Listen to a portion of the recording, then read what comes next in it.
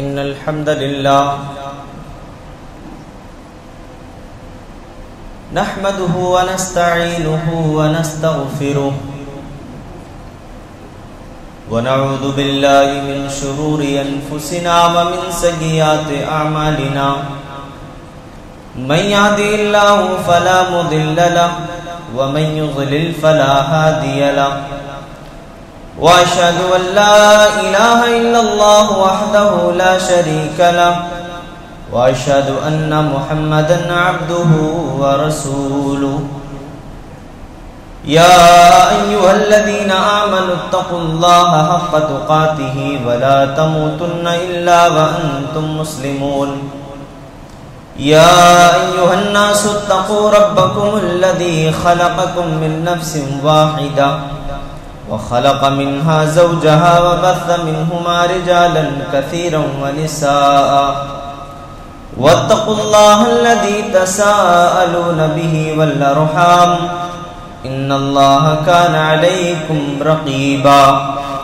يا أيها الذين آمنوا اتقوا الله وقولوا قولا سديدا يصلح لكم أعمالكم ويغفر لكم ذنوبكم ومن يطع الله ورسوله فقد فاز فوزا عظيما أما بعد فإن خير الحديث كتاب الله وخير الهدى هدى محمد صلى الله عليه وسلم وشر الأمور محدثاتها وكل محدثة بدعة وكل بدعة ضلالة وكل ضلالة في النار فقد قال الله تبارك وتعالى في كلامه المجيد والفرقان الحميد فأعوذ بالله من الشيطان الرجيم من همزه ونفخه ونفثه بسم الله الرحمن الرحيم قاف والقرآن المجيد بل عجبوا أن جاءهم منذر منهم فقال الكافرون هذا شيء عجيب أإذا متنا وكنا ترابا ذلك رجع بعيد قد علمنا ما تنقص الأرض منهم وعندنا كتاب حفيظ بل كذبوا بالحق لما جاءهم فهم في أمر مريج أفلم ينظروا إلى السماء فوقهم كيف بنيناها وزيناها وما لها من فروج والأرض مددناها وألقينا فيها رواسي وأنبتنا فيها من كل زوج بهيج تبصرة وذكرى لكل عبد منيب وقال الله تعالى في موضع آخر الذين آمنوا ولم يلبسوا إيمانهم بظلم أولئك لهم الأمن وهم مهتدون. معزز حاضرین جمعہ، نوجوان ساتھیوں، اسلامی بھائیوں، پیارے بچوں، اللہ رب العالمین کا بہت بڑا شکر و احسان ہے کہ اللہ تعالیٰ نے ہم سب کو امن و امان والی زندگی نصیب فرمائی ہے. اللہ رب العالمین کے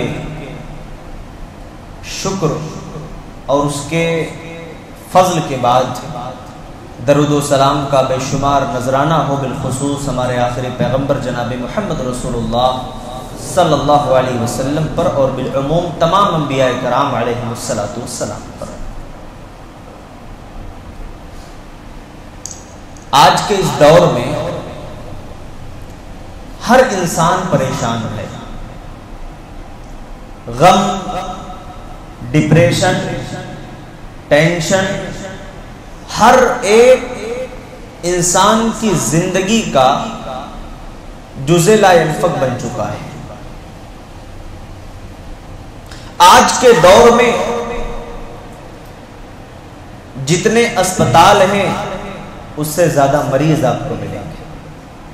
تاریخ کے دور میں جتنا پریشان، جتنا نفسیاتی طور پر آج کے دور میں مریض آپ کو مل جائیں گے، اتنا کسی دور میں آپ کو ایسے لوگ نظر نہیں آئیں گے کہ نفسیاتی طور پر لوگ اتنے بیمار ہوئے ہوں جتنا آج کے دور میں بیمار. کسی شاعر نے کہا تھا کہ یہ ناچتی گاتی ہوئی اس دور کی تہذیب، یہ ناچتی گاتی ہوئی اس دور کی تہذیب کیا جانیے کس کرب کا اظہار کرے ہے، کیا جانیے کس کرب کا اظہار کرے۔ آئیے اس آیت سے میں اپنی گفتگو کا آغاز کرتا ہوں جس میں اللہ تبارک و تعالیٰ نے امن کی بات کی۔ سوال یہ ہے کہ ہماری زندگیوں سے جو امن و سکون ختم ہوتے جا رہا ہے، ہم پریشان ہیں، خاندان پریشان ہے، گھر پریشان ہے، باپ پریشان ہے، لوگوں میں لڑائیاں اور جھگڑے ہیں، اختلافات ہیں، فتنے ہیں، آخر اس کا سبب کیا ہے؟ اسباب پر غور کرنا پڑے گا۔ جب اسباب ہمیں سمجھ میں آ جائیں گے اس کا علاج بھی ہمارے سامنے ہے انشاءاللہ۔ الذین آمنوا ولم یلبسوا ایمانہم بظلم، فرمایا کہ میرے وہ بندے جو ایمان لائے اور ایمان لانے کے بعد اس میں کسی طریقے کی کوئی ملاوٹ نہیں کی، اولئک لہم الامن وہم مہتدون، فرمایا کہ میرے یہی بندے امن والے، انہی کو چین ملے گا، انہی کو سکون و آرام ملے گا، اور یہی میرے بندے ہدایت یافتہ ہیں۔ ہدایت کی ضمانت بھی اللہ تبارک و تعالیٰ اپنے ہی بندوں کو دے رہا ہے۔ میرے بھائیو، آج کے دور میں اگر لوگ پریشان ہیں، چین اور سکون زندگیوں میں نہیں ہے، آرام و راحت بھی نہیں ہے، تو آخر اس کا سبب کیا ہے؟ سبب کے اوپر ہمیں غور کرنا پڑے گا، علاج بھی اسی سبب کے اندر ہمیں مل جائے گا۔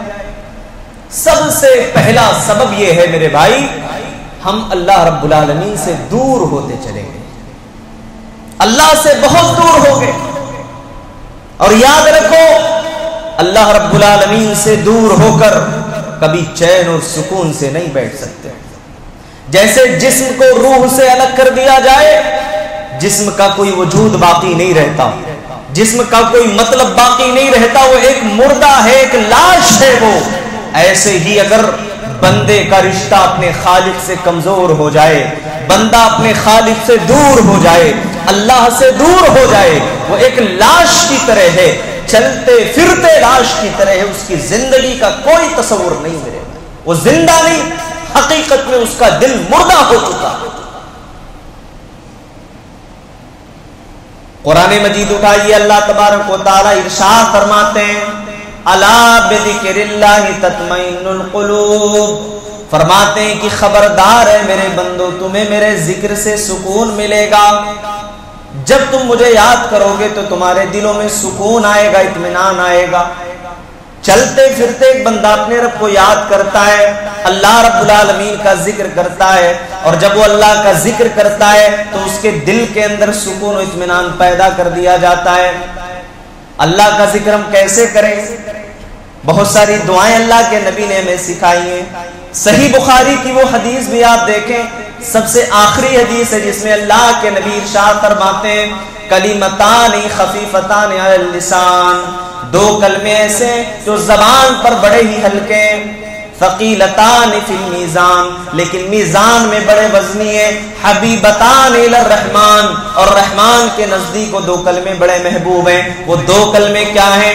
سبحان اللہ و بحمدہ، سبحان اللہ العظیم۔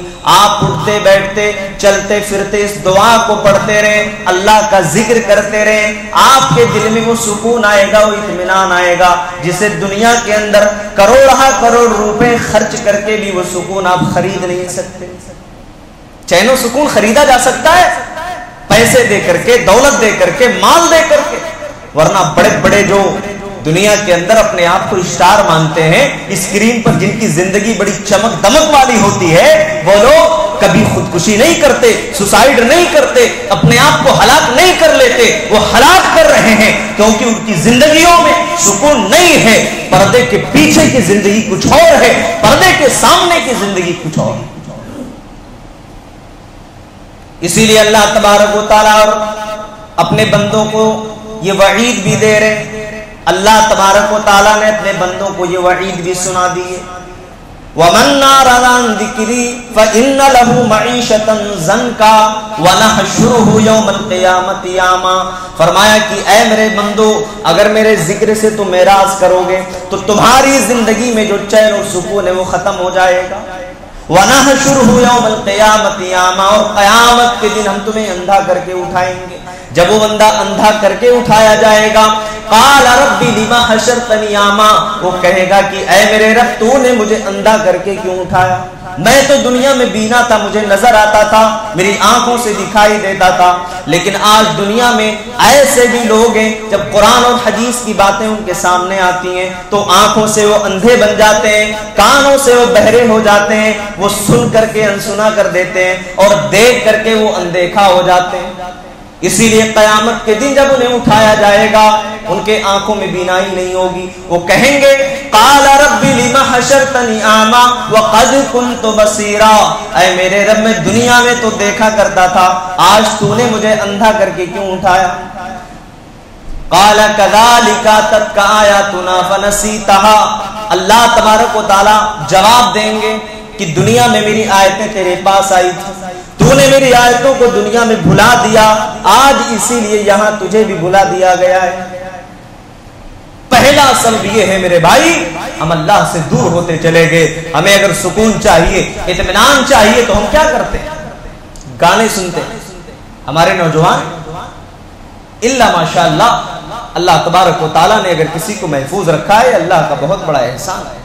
گانے سن کر کے، ایسے گانے جس کے اندر غم و تکلیف بیان کیا جا رہا ہو، ایسے گانوں کو سن سن کر کے وہ اپنے آپ کو اور ٹینشن میں ڈال رہا ہوتا ہے۔ بعض ایسے شراب کے بھی عادی، شباب و کباب کے بھی عادی، غم کو بھلانے کے لیے کون کیا کیا نہیں کر رہا ہے، شراب سے، گانوں سے، بے حیائی سے، گناہ سے کبھی بھی غم اور تکلیف کو بھلایا نہیں جا سکتا ہے۔ وقتی طور پر اس غم کو آدمی ہلکا کر لیتا ہے، لیکن مستقل اگر ہمیں چین چاہیے تو اللہ سے ہمیں جڑنا پڑے۔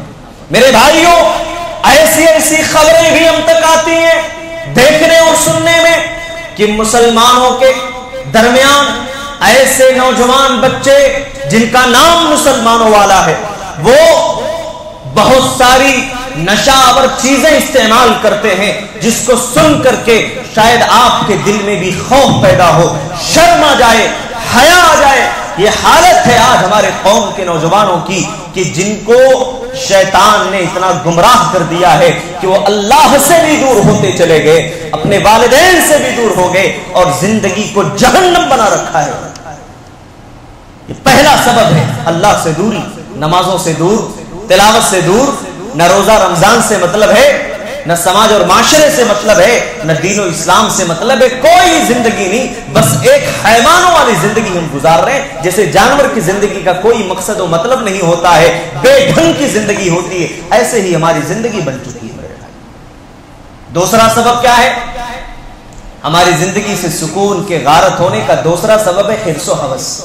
حرص و ہوس بہت بری چیز ہے۔ حرص و ہوس کیا ہے؟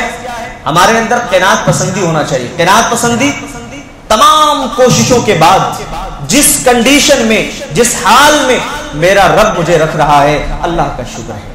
کوشش ہم نے اپنی انتھک کی ہے، اپنی جان لگا دی ہے، اس کے بعد جو ہمیں ملا، اللہ نے جو دیا، چاہے کاروبار ہو، تجارت ہو، جاب ہو، کوئی بھی چیز ہو، اللہ کا شکر ہم ادا کریں۔ یہ نہ کہیں کہ نہیں اس سے زیادہ اگر ہمیں ملنا چاہیے، فلاں کو تو اور مل رہا ہے، اس کو تو اور مل رہا ہے، اس کے پاس تو اتنے پلاٹ ہیں، اتنی گاڑیاں ہیں، اتنا اس کے پاس ہے، ہمارے پاس کیوں نہیں؟ دنیا کے معاملے میں یاد رکھنا، اپنے سے برتر کو دیکھو گے ہمیشہ زبان پر ناشکری کے جملے ہوں گے۔ اسی لیے اللہ کے نبی فرماتے ہیں لو کان لابن آدم وادیان من ذهب، اگر ابن آدم کو سونے کے دو پہاڑ مل جائیں، لبتغى ثالثا، تو تیسرے کی تلاش میں وہ نکل جائے گا، وہ اللہ کا شکر ادا نہیں کرے گا کہ اے اللہ یہ جو 2 سونے کے پہاڑ تو نے دیے ہیں تیرا شکر ہے، تیرا احسان ہے۔ کبھی بھی وہ زبان سے شکریہ ادا نہیں کرے گا، وہ تیسرے کی تلاش میں بھی نکل جائے گا۔ اور آگے اللہ کے نبی ارشاد فرماتے ہیں وَلَا يَمْلَأُ جَوْفَ ابْنِ آدَمَ إِلَّا التُّرَابُ، اور ابن آدم کے پیٹ کی جو بھوک ہے وہ قبر کی مٹی ہی بجھا سکتی ہے۔ قبر کی مٹی ہی ہمارے اس بھوک کو، حرص و ہوس کو بجھا سکتی ہے۔ اور قرآن نے اسی لیے اعلان کر دیا، قرآن نے بھی کہہ دیا، کیا کہا قرآن نے؟ انسان ابھی بچپنا ہے، اس کے لیے دنیا زندگی کھلونے کے مانند ہے، جوان ہو گیا، آپ پوچھو زندگی کیا ہے، کہے گا زندگی کا نام سجنا سورنا خوبصورتی، یہی تو ہے زندگی۔ اسمارٹ دکھنا چاہیے، خوبصورت نظر آنا چاہیے۔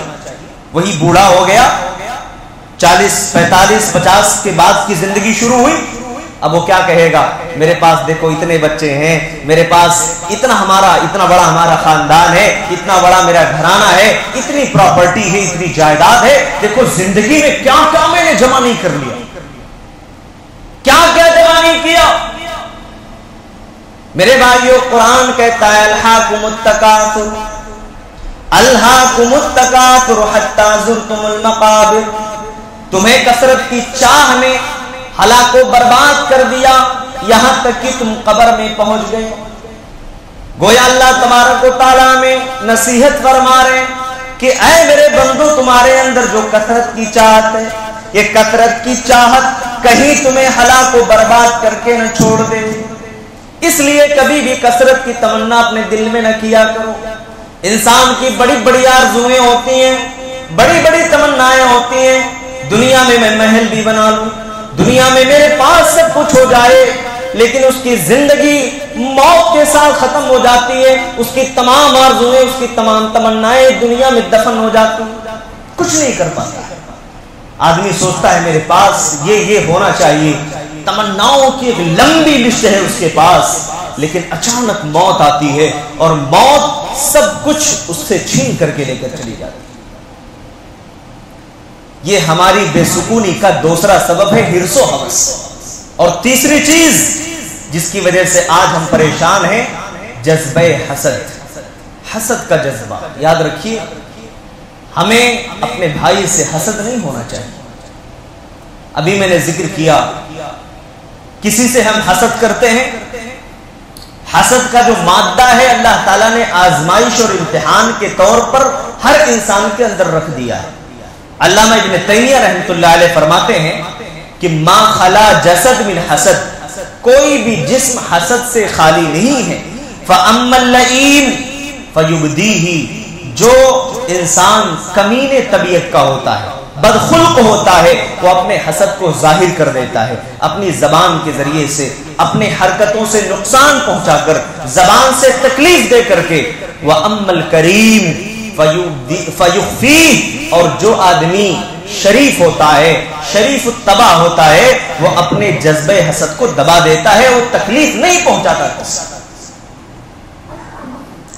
اسی لیے اللہ کے نبی ارشاد فرماتے ہیں کہ لا تقاطعوا ولا تدابروا، اے لوگو تم ایک دوسرے سے قطع تعلقی نہ کرو، ولا تدابروا، ایک دوسرے کو پیٹھ نہ دکھاؤ، ایک دوسرے سے منہ نہ پھیرو، ولا تحاسدوا، ایک دوسرے سے حسد نہ کرو، ولا تباغضوا، ایک دوسرے سے بغض نہ رکھو، وکونوا عباد اللہ اخوانا، اور اے اللہ کے بندو تم آپس میں ایک دوسرے کے بھائی بن جاؤ۔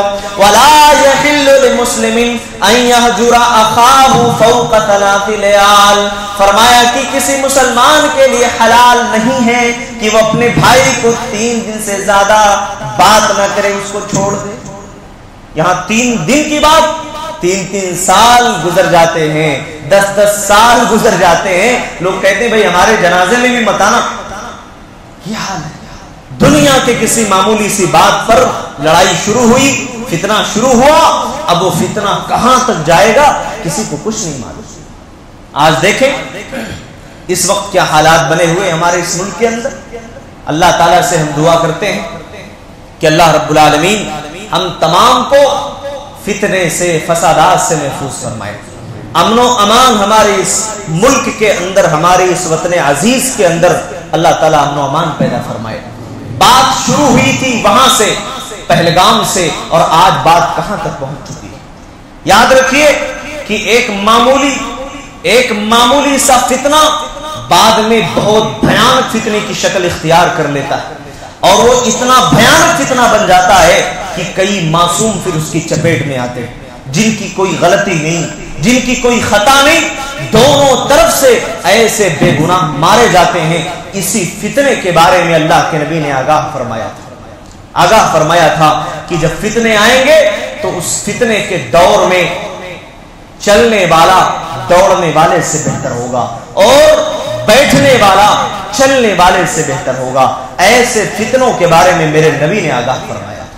میرے بھائیو، اسلام کا یہ بھی اصول ہے، سن لینا، کہ جو ظالم ہے سزا صرف اسی کو ملنی چاہیے، کسی بے گناہ کو سزا نہیں ملنا چاہیے۔ ظالم کو سزا ملے، اور ظالم کو جب ظلم کی سزا ملے گی بے گناہ نہیں مارے جائیں گے۔ اللہ کو یہی پسند ہے، اللہ فساد اور فتنے کو پسند نہیں فرماتا ہے۔ ان اللہ لا یحب الفساد، اللہ فساد کو پسند نہیں کرتا ہے۔ بات دوسری طرف جا رہی ہے، لیکن ضروری تھا کہ اس کی وضاحت کی جائے۔ ایسے وقت میں ہم سب کثرت سے اللہ تعالیٰ سے دعائیں کریں کہ اللہ تعالیٰ ہمارے اس وطن عزیز کے اندر امن و امان کے ماحول کو برقرار رکھے۔ ایسے موقع پر افواہوں پر، ادھر ادھر کی باتوں پر ہمیں کان نہیں دھرنا ہے۔ اللہ کے نبی نے یہ بھی ہماری رہنمائی فرمائی، کہا کہ دیکھو ہر سنی سنائی بات پر کان نہ دھرا کرو۔ کفا بالمرء کذبا ان یحدث بکل ما سمع، آدمی کے جھوٹا ہونے کے لیے کافی ہے کہ ہر سنی سنائی بات کو بیان کر دے۔ اس لیے جب تک کسی بات کی کوئی پختہ تصدیق نہیں ہوتی ہے، ہمیں ادھر ادھر اس کو پھیلانے سے گریز کرنا ہے، ادھر ادھر غلط خبروں کو نشر نہیں کرنا ہے۔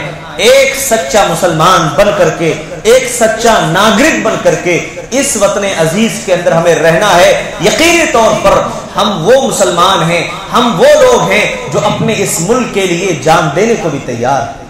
یہ ہمارا اسلام ہمیں سکھاتا ہے، لیکن وہی اسلام ہمیں یہ بھی سکھاتا ہے کہ جان دینے کو تو تیار ہیں، لیکن ہمارے ہاتھ سے کسی معصوم کی جان نہیں جانی چاہیے، کسی بے گناہ کو تکلیف نہیں ہونا چاہیے، کسی معصوم بچے کی جان نہیں جانی چاہیے۔ یہ ہمارا اسلام ہمیں سکھاتا ہے۔ اس لیے ایسے موقع پر یہ تمام باتیں ہمارے ذہن و دماغ میں ہونی چاہیے۔ بھائیو، سکون زندگی برباد ہونے کا ایک سبب یہ بھی ہے خاندانی جھگڑے۔ دیکھیے، خاندانی جھگڑے انسان کو پریشان کر دیتے ہیں۔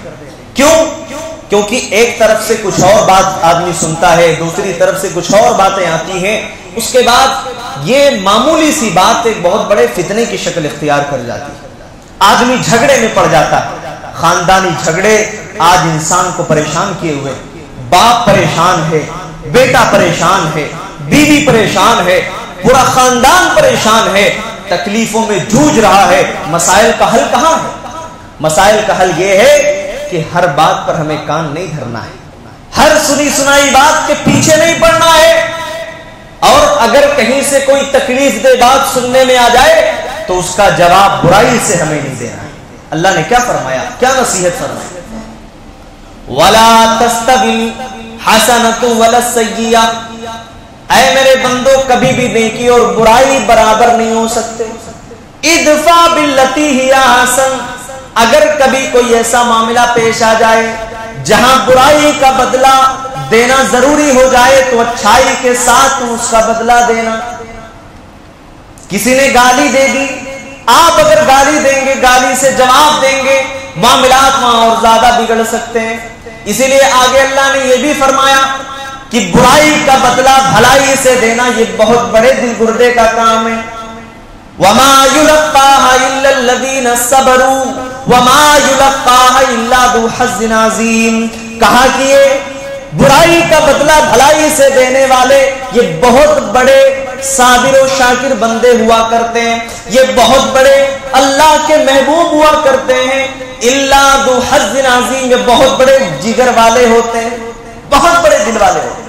آپ راستہ چل رہے ہیں، کسی نے گالی دے دی، وہاں پر دو ریئیکشن آدمی دے گا، یا تو خاموش بیٹھ جائے گا یا تو لڑائی کرے گا۔ کہا خاموش بیٹھ جانا، سامنے والے سے طاقت کے باوجود مقابلہ نہ کرنا، یہی تو اصل انسان کی بہادری ہے، شجاعت ہے کہ ہم طاقت رکھتے تھے، اس کے باوجود بھی ہم نے انتقام نہیں لیا۔ اللہ کو یہی پسند ہے۔ میرے بھائیو، ظلم کے کہیں ظلم ہو رہا ہو، اللہ کے نبی نے یہ بھی رہنمائی فرمائی، انصر اخاک ظالما او مظلوما، فرمایا کہ تم اپنے بھائی کی مدد کرو چاہے وہ ظالم یا مظلوم ہی کیوں نہ ہو۔ صحابہ پریشان ہو گئے کہ اللہ کے رسول مظلوم ہے تو بات سمجھ میں آ رہی ہے، ہمیں مدد کرنا ہے، اس کو بچانا ہے، ظالم کو کیسے؟ اللہ کے نبی فرماتے ہیں ظالم کو ظلم سے روک دینا یہ اس کی مدد کرنا ہے. ظالم اگر ظلم کر رہا ہو اس کے ہاتھ کو ظلم سے روک لو. اللہ تبارک و تعالی یہی پسند فرماتا ہے. اس لیے میرے بھائیوں جب کہیں خاندانی جھگڑے کی بات آ جائے تو سنی سنائی باتوں پر ہمیں کان نہیں دھرنا ہے. بہن نے یہ کہہ دیا، بیٹی نے یہ سنا دیا، ہمیں اپنی طرف سے فیصلہ لینے کا، ہمارے اندر قوت فیصلہ لینے کی ہونی چاہیے. ایسا نہ ہو آدمی آگ بگولا ہو جائے، جذبات میں آ جائے. شیطان ابھارتا ہے برائی کی طرف. یہ سکون زندگی کو برباد کرنے کا چوتھا سبب ہے. اللہ تبارک و تعالیٰ سے ہم دعا کرتے ہیں الہ العالمین سکون زندگی بہت بڑی نعمت ہے، اس کی قدر کی توفیق نصیب فرما دے. اللہ رب العالمین ہمارے اس ملک کے اندر، ہماری اس وطن عزیز کے اندر امن و امان پیدا فرما دے. اے اللہ ہمارے اس ملک کو کسی کی نظر لگ گئی ہے، اے اللہ نظر بد سے ہمارے اس وطن عزیز کی حفاظت فرما لے. الہ العالمین ظالموں کے ظلم سے، دہشت گردوں کے دہشت سے، فسادیوں کے فساد سے ہمیں محفوظ فرما دے. اے اللہ جب تک ہمیں زندہ رکھ، ایمان اور اسلام پر قائم و دائم رکھ. جب ہمارا خاتمہ